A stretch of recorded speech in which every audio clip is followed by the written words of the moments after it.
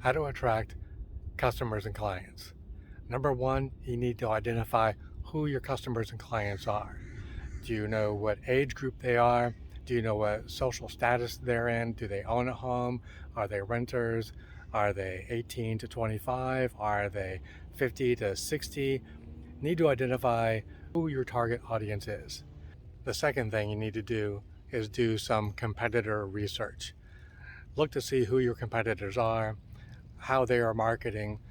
If you see anything that they are doing that is successful or is not working out well for them, see if there are any gaps to their marketing efforts, someplace where you identify that you could fill in and cover the void. The third thing is, what are your uniquenesses? What makes you special? What sets you apart from who your competitors are and how they are advertising?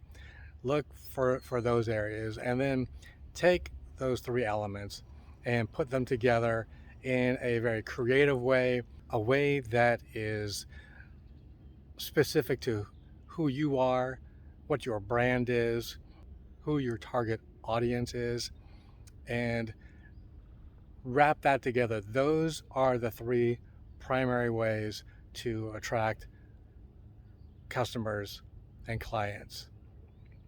One, identify who they are.